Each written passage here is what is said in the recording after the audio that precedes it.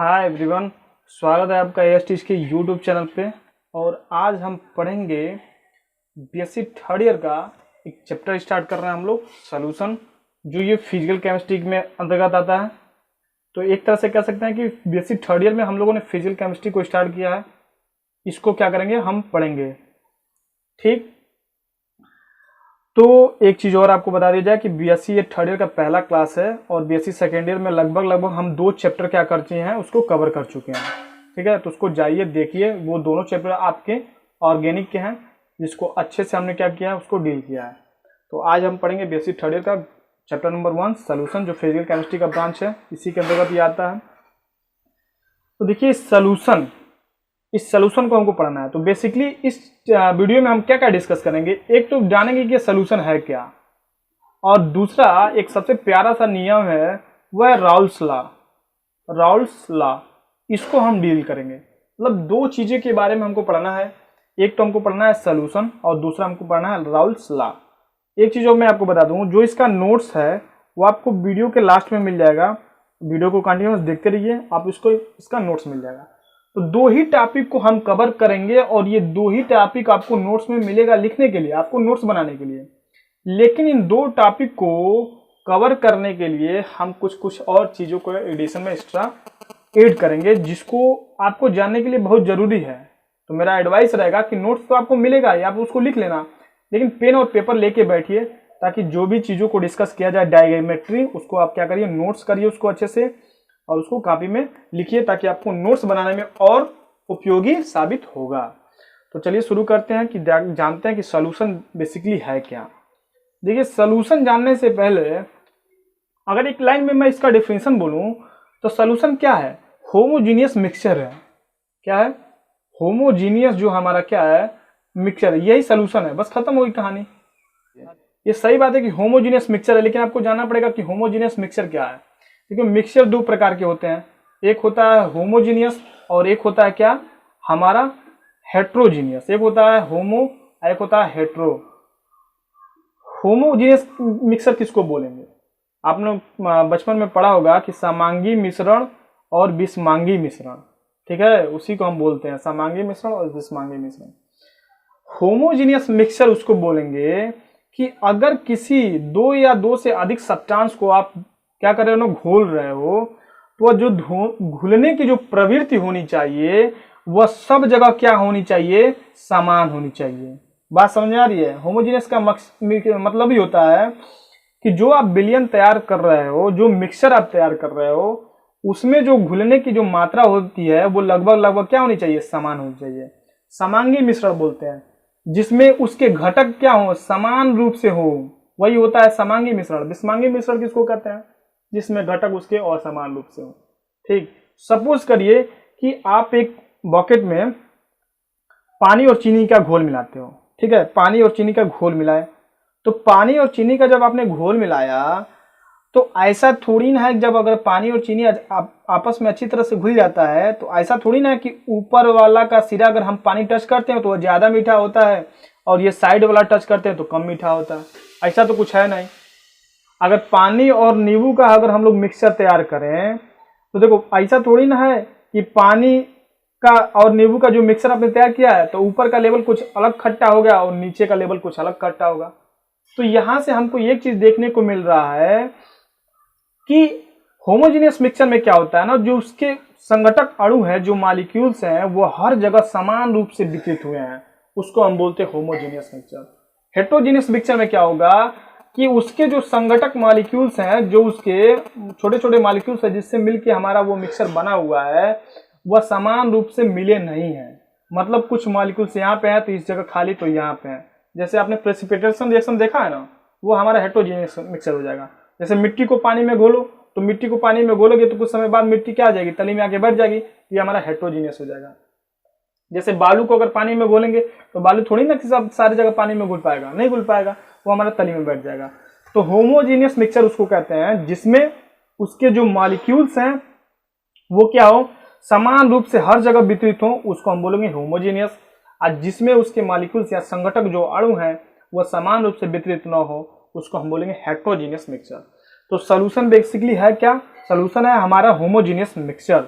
तो इसका डिफिनीशन अगर हमको कहना पड़ेगा तो लिख सकते हैं इसको कि जब two or more than two substance homogeneous mixture में मिले होते हैं तो उसी कंपाउंड को हम लोग क्या बोलते हैं, विलयन बोलते हैं। उस पदार्थ को हम लोग क्या बोलते हैं, विलयन बोलते हैं। ठीक है, तो विलयन बेसिकली है क्या, सोल्यूशन क्या है कि जब आपके दो सब्सटेंस हो उससे अधिक है, वो दोनों आपस में क्या होने चाहिए, होमोजीनियस मिक्सचर के तहत मिलने होने चाहिए, वही हमारा कहलाता है सोल्यूशन। तो आपका सोल्यूशन का थोड़ा सा एक छोटा सा डिफिनीशन आपको पता हुआ है कि एक्चुअली में विलयन है क्या। विलयन एक प्रकार का समांगी मिश्रण ही है। ठीक है, तो समांगी मिश्रण में क्या होता है कि उसके जो घटक होते हैं वो चारों रूप से समान तरह से होते हैं, वही हमारा क्या था, विलयन कहलाता है। तो एक शॉर्ट वे में आप बोल सकते हो कि सोल्यूशन क्या है, तो बोल सकते हो कि कोई पूछा आपसे सोल्यूशन क्या है भाई, तो सोल्यूशन यार होमोजेनियस मिक्सचर है। तो होमोजेनियस मिक्सचर क्या है, तो यार मिक्सचर का ये फर्स्ट पार्ट है होमोजेनियस मिक्सचर, जिसमें जो संगठक अणु होते हैं, जो उसके कंस्टिट्यूटिव पार्टिकल होते हैं, वो चारों ओर से या हर जगह क्या होते हैं, समान होते हैं, वही हमारा होमोजेनियस मिक्सचर कहलाता है। एग्जांपल आप दे सकते हो चीनी और पानी का मिक्सचर, चीनी और पानी और नींबू का मिक्सचर, ग्लूकोज का मिक्सचर, ये सब क्या है, होमोजेनियस मिक्सचर है। ठीक है, हेट्रोजेनियस मिक्सचर का तो बहुत सारे एग्जांपल है, तुरंत आपके सामने ही दिख रहा होगा कि मिट्टी है, मिट्टी को पानी में घोलोगे तो हेट्रोजेनियस मिक्सचर कहलाएगा। ठीक, तो आई होप आपको सोल्यूशन समझ में आएगा कि एक्चुअली में विलयन है क्या। अब विलयन पढ़ने के बाद एक हम टर्म को डिस्कस करेंगे। टर्म क्या है हमारा, vapour pressure. Vapour pressure of pure liquid. हमने आपसे कहा क्या था कि हमने इस वीडियो में केवल दो ही चीज को डिस्कस करेंगे, एक तो सोल्यूशन और दूसरा राउल्स लॉ, जो आपके लिए इंपॉर्टेंट है।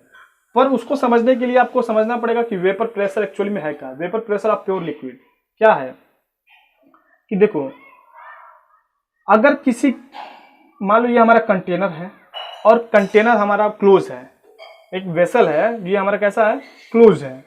इस क्लोज वेसल में हमने इस लेवल तक पानी इसमें भर रखा है। ठीक, और नीचे से हम क्या कर रहे हैं, इसको हीट कर रहे हैं। तो भाई जब नीचे से इसको हीट करेंगे तो ये पानी क्या करेगा, वेपर बन के ऊपर जाएगा, और ऊपर जाएगा तो चूंकि हमारा वेसल बंद है, अब यहाँ टेम्परेचर हाई मत कर रहा, नहीं तो ये वेसल तो फट ही जाएगा। टेम्परेचर एक मिनिमम रहेगा, एक कांस्टेंट टेम्परेचर रहेगा। तो जब यहाँ से पानी आप हीट करोगे तो पानी वेपर बन के उड़ना शुरू कर देगा, और जैसे ही पानी वेपर बन के ऊपर जाएगा, चूंकि ये वेसल क्लोज है, तो यहाँ पे पानी जाके ऊपर क्या हो जाएंगे, संघनित हो जाएंगे। ठीक है, मान लो यहाँ पे पानी जाके क्या हुआ, ऊपर तली में बैठ गया। कुछ समय बाद या फिर पानी क्या हो जाएंगे, बूंद के रूप में नीचे गिरना शुरू हो जाएंगे। देख लो ना, फिर नीचे आना शुरू हो जाएंगे। समझ आ रहा है ना कि पानी को जब आप हीट करोगे तो जाएगा ऊपर, ऊपर के ढक्कन में जिसको हम कहते हैं, कैप में कहते हैं, ऊपर जाके उस पर तली पे बैठेगा। फिर कुछ समय बाद क्या करेगा ना, वो नीचे आके क्या करेगा, वेपर में फिर मतलब संघनित हो जाएगा, नीचे आके पानी के रूप में फिर मिल जाएगा। तो ये जो प्रोसेस होता है पानी का वेपर में बनना और वेपर का पानी में बनना, जब ये दोनों चीज एक साम्य में हो जाए, एक इक्विलिब्रियम में हो जाए, तो उस कंडीशन में जो इस वेसल का प्रेशर होगा वही हमारा क्या कहलाएगा, वेपर प्रेशर कहलाएगा। बात समझ में आ रही है कि मान लीजिए आपने एक क्लोज वेसल लिया और उस क्लोज वेसल में आपने यहाँ पे एक पानी रखा है जिसको वाटर बोलते हैं, वाटर को आपने हीट किया, तो वाटर तो वेपर बन के जाएगा। चूंकि क्लोज हमारा वेसल है, वेसल तो हमारा पूरा बंद है, तो वाटर तो जाएगा ऊपर, क्या होगा, यहाँ पे जाके संघनित होगा, और फिर कुछ समय बाद यह वाटर पानी के रूप में क्या करेगा, नीचे तुरंत रिवीजन मतलब पीछे बैकवर्ड डायरेक्शन में आना स्टार्ट कर देगा। तो जब कह सकते हैं कि जब पानी का वेपर में बनना और फिर वेपर का पानी में बनना, ये दोनों एक साम्य में आ जाए, साम्य का मतलब दोनों इक्विलिब्रियम में आ जाए, मतलब जिस रेट से पानी हमारा वेपर में जा रहा है उसी रेट से वेपर हमारा फिर पानी में आ रहा है, उस समय जो इस वेसल का प्रेशर होगा वही हमारा क्या कहलाएगा, vapour pressure of pure liquid. मतलब इसमें कुछ नहीं है, एकदम प्योर है ये। ठीक है, तो इसको हम नाम देते हैं क्या, इसको डोनेट करते हैं पी नॉट से। पी नॉट जो हमारा होता है ये vapour pressure of pure liquid होता है। क्या होता है, पी नॉट जब भी हम सिंबल नोट यूज करेंगे तो ये हमारा क्या होगा, vapour pressure of pure liquid होगा, ताकि उसमें कुछ नहीं है। तो ये आपको समझ में आया होगा कि एक्चुअली में वेपर प्रेशर क्या है। ठीक, अब हम आगे डिस्कस करते हैं राउल्स लॉ। आपको समझ में आएगा कि हम ये चीज क्यों डिस्कस किए हैं वेपर प्रेशर। अब डिस्कस होगा राउल्स लॉ। राउल्स लॉ ने बोला कि भाई अगर दो वोलेटाइल लिक्विड अगर आपस में मिक्स करते हो, जैसे मान लो यहाँ पे कोई एक वोलेटाइल लिक्विड हमने लिया, मान लो ये कोई वोलेटाइल लिक्विड लिया ए, ठीक, और दूसरा कोई वोलेटाइल लिक्विड हमने लिया बी। मान लो यहाँ पे कोई दूसरा वोलेटाइल लिक्विड है, वोलेटाइल का मतलब समझ रहे हो ना, जो वाष्प में बदल सके, वेपराइजेशन हो सके उसका। दूसरा हमने वोलेटाइल लिक्विड लिया बी। जब इन दोनों को आपस में किसी एक कंटेनर में मिलाओगे तो उन्होंने क्या कहा, राउल्स ने क्या कहा कि जब आपके पास दो लिक्विड है, एक वोलेटाइल ए है, दूसरा वोलेटाइल बी है, जब इन दोनों को आपस में मिक्स करते हो किसी कंटेनर में, तो मान लो यहाँ पे ए के कुछ लिक्विड आ जाएंगे और इसी में कुछ बी के भी लिक्विड आ जाएंगे। तो इन्होंने कहा कि भाई जो इसका वेपर प्रेशर होगा, इसका मान लो, अब इस देखो, इसका जो वेपर प्रेशर होगा प्योर स्टेट में पी नॉट ए होगा, इसका जो वेपर प्रेशर होगा वो पी नॉट बी होगा, क्योंकि ये प्योर स्टेट में है ना। अब इसके पहले डिस्कस किया कि जब कोई लिक्विड प्योर होता है तो उसका वेपर प्रेशर हम नॉट में लेते हैं, तो ये मान लो पी नॉट ए हो जाएगा, ये पी नॉट बी हो जाएगा, क्योंकि ये वेपर प्योर लिक्विड है, इसमें कुछ मिला नहीं है। तो जब इन दोनों को हमने मिक्स किया कि इन्होंने कहा कि जो इस कंटेनर का वेपर प्रेशर होगा वह इसके कणों के समानुपाती होगा, इसके मोल के डायरेक्टली प्रोपोर्शनल होगा। कैसे? अब देखो, ऐसा थोड़ी ना है कि अगर इसको हमने इन दोनों को एक कंटेनर में डाला तो ऐसा थोड़ी ना है कि अब इसका वेपर प्रेशर पी नॉट ए रहेगा और पी नॉट बी रहेगा, क्योंकि अब दोनों मिक्स हो गए। अब ये क्या हो गए, प्योर स्टेट में नहीं रहे, क्योंकि दोनों आपस में मिक्स हो गए। प्योर स्टेट में था तब हम पी नॉट ए कहते थे, पी नॉट बी कहते थे, समझ आ रहा है। अब ये दोनों आपस में मिक्स हो गए थे, ये अपने प्योरिटी को खत्म कर दिए, दोनों आपस में मिक्स हो गए। तो इन्होंने कहा कि भाई जो इसका वेपर प्रेशर होगा, जैसे कि मान लो इस कंटेनर का अगर वेपर प्रेशर लिखा है तो दोनों पार्शियली अलग अलग होंगे। जैसे P, अब देखो यहाँ पे हमने नॉट का सिंबल हटा दिया, PA directly proportional to XA and PB directly proportional to XB। इन्होंने कह दिया कि इस कंटेनर में आप दो प्रेशर एग्जिट करेंगे, जो पहला होगा PA ये डायरेक्टली प्रोपोर्शनल टू होगा XA एंड जो दूसरा होगा PB directly proportional to XB। और जब आप इसका टोटल प्रेशर निकालोगे तो PA और PB को क्या करोगे, एडिशन कर दोगे। भाई एक तरह से सोचो, अगर इस कंटेनर में मान लो हमारा कुछ A के मॉलिक्यूल्स हैं, जब आपने इसमें डाला तो A और इसमें डाला B, दोनों आपस में मिक्स हो गए। इन्होंने कहा कि भाई जो पहला वाला था उसका जो pressure PA is directly proportional to इसके मोल जितने होंगे उतना ही इसका प्रेशर होगा। अगर मान लो इसके मोल इसके मोल अगर आपके 10 हैं तो इसका जो प्रेशर होगा 10 मोल के बराबर होगा, ठीक है। मान लो इसके मोल आपने 5 मोल डाले बी वाले के, तो ये पीबी का जो प्रेशर होगा वो 5 मोल के बराबर होगा। बात समझ आ रही है? दोनों के प्रेशर में डिफरेंस होगा, एक्चुअली में डिफरेंस होगा। जब इसके मोल क्या हो जाएंगे, कम या ज्यादा हो जाएंगे, तो इसका प्रेशर भी क्या होगा, कम और अधिक हो जाएगा। राउल्स लॉ बस इतना ही बोले, बस इतनी को समझना है आपको, और एकदम आपको क्लियरली इसको समझ आना चाहिए कि देखो फिर से एक बार कि ये हमारा प्योर स्टेट में लिक्विड है, ये भी हमारा प्योर स्टेट में लिक्विड है। इसका वेपर प्रेशर पी नॉट ए, ये इसका vapour pressure P not B, इसके पहले हमने डिस्कस कर लिया। जब इन दोनों को इसको एक कंटेनर में मिलाते हैं तो जो इसका प्रेशर होगा इसके मोल पे डिपेंड करेगा। PA, अब तो ये क्या हुआ ना, हमारा प्योर स्टेट में नहीं रहेगा, इसलिए हमने नॉट हटा दिया। तो PA is directly proportional to XA, PB is directly proportional to XB।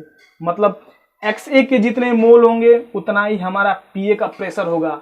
अरे भाई सोचो, इस कंटेनर में मान लो 20 मोल है तो 20 मोल के प्रेशर लगेगा ना।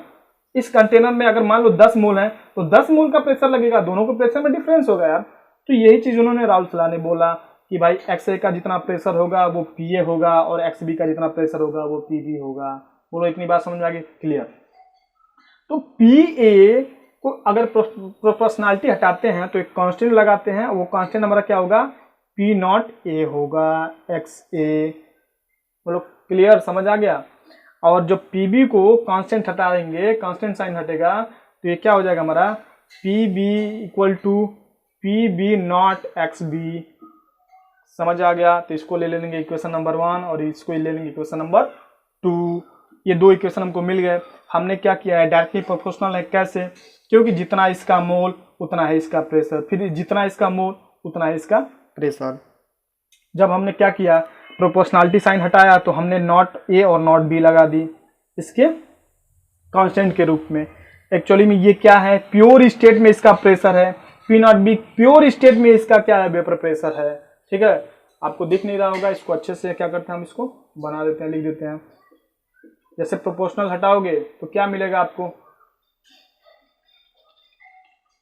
देखो जब प्रोपोर्शनल हट जाएगा तो P A is direct equal to P not A and X A, और P B equal to P not B and X B. ये दो हमारे इक्वेशन मिल गए, फर्स्ट एंड सेकेंड। ठीक है, तो यही राउल्स लॉ ने बोला। राउल्स लॉ ने बस यही बोला कि भाई जब भी आप दो वोलेटाइल लिक्विड को आपस में मिलाते हो तो उसका जो वेपर प्रेशर होगा वो पार्शियली होगा, एक्स का डिपेंड करेगा और वाई बी का भी, एक्स ए का डिपेंड करेगा और एक्स बी का भी डिपेंड करेगा। ठीक, तो अब डाल्टन लॉ के अनुसार अगर आप इसका टोटल प्रेशर निकालोगे पी टी तो क्या होगा, P A plus P B. ठीक है, तो ये हमारा क्या था, डाल्टन के हिसाब से टोटल प्रेशर, यानी दोनों को आप क्या कर सकते हो, ऐड कर सकते हो। ठीक, अच्छा एक चीज और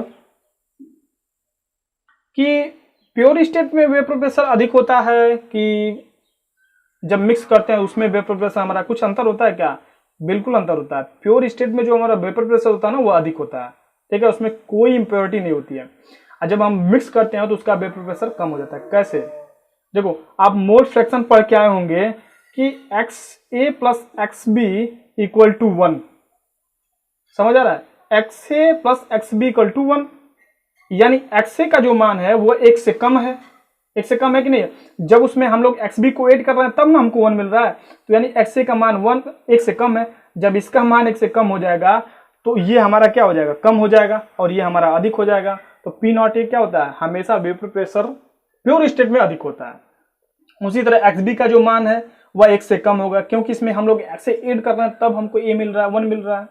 तो यहाँ पे अगर आप पी नॉट बी का प्रेशर देखोगे तो इससे अधिक है, क्योंकि ये वाला में हम कुछ को डिवाइड कर रहे हैं ना, कुछ डिवाइड कर रहे हैं तब हमको पीबी मिल रहा है। तो पीबी मिल रहा है तो ये हमारा क्या हो जाएगा, ये कम हो जाएगा और ये अधिक हो जाएगा। समझ आ रहा है कि नहीं आ रहा है, नहीं समझ में आ रहा है तो देखो यार, अगर इसका 1 से मान कम होगा एक्स ए का तो इसमें कुछ डिवाइड करेंगे ना तभी तो 1 से कम होगा, और ये वाला डिवाइड वाला इसमें जाके मल्टीप्लाई होगा। तो मान लो इसमें हम कुछ चीज से मल्टीप्लाई कर रहे हैं तब हमको ये मिल रहा है, इसका मतलब इसका मान कम है और इसका मान क्या है, अधिक है। ठीक, जैसे मान लो अगर यहाँ पे 5 लिखा है, यहाँ पे 10 लिखा है, तो 5 में हम 2 से मल्टीप्लाई कर रहे हैं ना तब हमको 10 मिल रहा है ना, इसका मतलब ये 5 हमारा क्या है, छोटा है। तो ये चीज हमने सीख लिया कि वेपर प्रेशर जो होता है प्योर स्टेट में क्या होता है, अधिक होता है। तो डाल्टन के नियम से अनुसार पीटी बराबर क्या हो जाएगा, P A plus P B. ठीक है, तो ये था आज का बीएससी थर्ड ईयर का एक छोटा सा लेक्चर जिसमें हमने डिस्कस किया कि सोल्यूशन क्या होता है और राउल्स लॉ क्या होता है। इसका एक ग्राफ भी देख लेते हैं कि ग्राफ भी अक्सर किताब में दिया रहता है आपको कि ग्राफ कैसे खींचते हैं। देखो ये मान लो ये हमारा क्या हो जाएगा, 2 एक्सिस हो गए, मान लो एक्स एक्सिस और वाई एक्सिस। इसमें हमने एक्स ए का कंपाउंड लिया और यहाँ पे एक्स बी का यहाँ पे 1 लिया, और एक्स बी का कंपाउंड हमने यहाँ पे क्या लिया, 1 लिया। यहाँ पे हमारा एक्स बी जो है क्या है, 0 है, और यहाँ पे एक्स ए क्या है हमारा, 0 है। तो मान लो एक्स ए हमारा 0 ए है, मतलब एक्स ए का जो पी ए है वो यहाँ पे है, क्या है, पी ए हमारा यहाँ पे है। एक्स बी जो है हमारा ये 1 है, इसका मतलब वेपर प्रेशर यहाँ पे पी बी यहाँ पे है। ठीक है, अब जैसे जैसे आगे बढ़ रहे हो एक्स ए का प्रेशर कम हो रहा है और एक्स बी का हाई हो रहा है, तो सीधे ये ग्राफ हमारा इधर जाएगा। इस डायरेक्शन में जैसे जैसे हम जा रहे हैं तो एक्स बी का प्रेशर कम हो रहा है और ए का क्या हो रहा है, अधिक हो रहा है।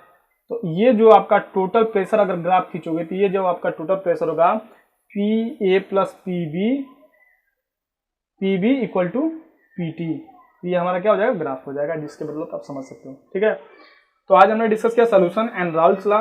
वीडियो कैसा लगा आपको कमेंट जरूर बताइएगा। 2 ही टॉपिक हमने डिस्कस किया, आपको इसका नोट्स भी अब मिलेगा, कुछ भी टेंशन लेने की जरूरत नहीं है, नोट्स भी मिलेगा। नोट्स देखिए, लिखिए और पेन कॉपी लेकर बैठिए वीडियो को देखने के लिए, ताकि छोटे छोटे पॉइंट्स क्या करो आप उसको नोट्स कर सको। ठीक है फ्रेंड्स, में वीडियो को शेयर करिए, चैनल को सब्सक्राइब करिए, लाइक करिए और कमेंट करिए।